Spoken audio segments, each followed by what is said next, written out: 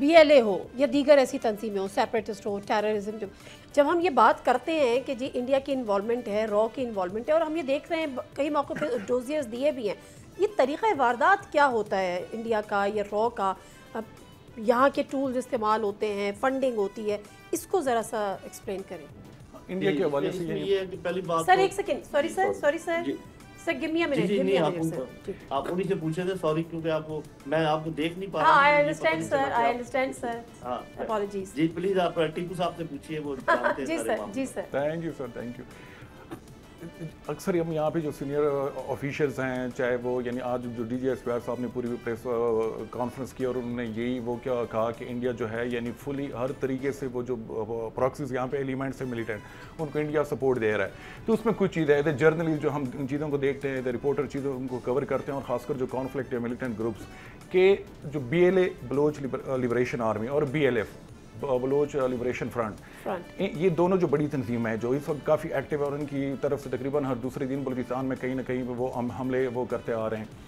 تو وہ اوپنلی خود ایڈمٹ کرتے ہیں، ان کے جو ہیں یعنی لیڈران وہ خود ایڈمٹ کرتے ہیں کہ ہمیں جہاں سے بھی سپورٹ ملے گی ہم اس کو ویلکم کریں گے. اور اب ریسنٹلی ابھی جو ٹینشن رہی پاکستان اور انڈیا کے بیچ میں، تو انہوں نے پورا ایک اسٹیٹمنٹ ایشو کیا BLA کی طرف سے، اور انہوں نے انڈیا سے یہ کہا کہ آپ ایسٹرن سائڈ سے، ایسٹرن بارڈر سے پاکستان پہ حملہ آور ہوں، اور ویسٹرن بارڈر سے ہم پاکستان کے اوپر حملہ کریں گے.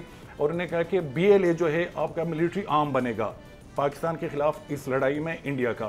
تو میرے خیال میں چیزیں کافی آبویس ہوتی ہیں کہ کون اس کو سپورٹ کہاں سے دے رہا ہے.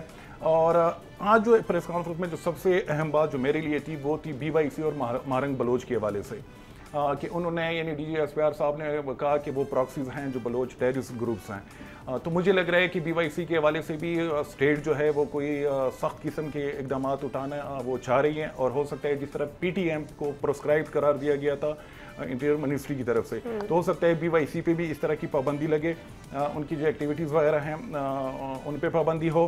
تو جنرل صاحب نے ایک بات کی کہ جو کچھ چیزیں ہیں کہ وہ آپ میڈیا پہ نہیں کہہ سکتے، لیکن مجھے لگ رہا ہے کہ جو جن آفیشیل سے ہماری بھی بات ہوتی ہے کہ اب اسٹیٹ جو ہے میرے خیال میں وہ سخت ترین اقدامات، ہاں ایگزیکٹلی اس کی طرف جا رہا ہے.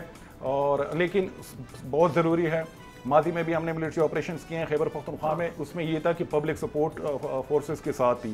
تو اس دفعہ بھی جتنی کوشش ہو سکتی ہے وہ کرنی چاہیے کہ لوکل جو اسٹیک ہولڈرز ہیں، چاہے پولیٹیکل ہوں چاہے علاقے کے مشران وغیرہ، ان سب کو یعنی بریف کیا جائے، ان کو کانفیڈنس میں لیا جائے، اور پھر وہ آپریشن کی طرف یعنی ان کو جانا چاہیے. اور آپریشن میرے خیال میں اس کے بغیر آپ کے پاس کوئی آپشن رہا بھی نہیں ہے، کیونکہ جس طریقے سے معاملات ہو رہے ہیں بلوچستان میں، اب وہ صرف یہ نہیں کہ لوکل میڈیا میں وہ چیزیں، اب انٹرنیشنل میڈیا میں بھی، بلکہ جو ویسٹرن کیپٹلز ہیں وہاں پہ بھی اس بات کو بہت سیریس لیا جا رہا ہے. اور اب ریسنٹلی جو اسلام آباد میں ایک بڑی کانفرنس ہوئی انویسٹمنٹ کے حوالے سے کرٹیکل منرلز، تو اس میں ہمارا زیادہ جو ہوگا وہ بلوچستان ہوگا.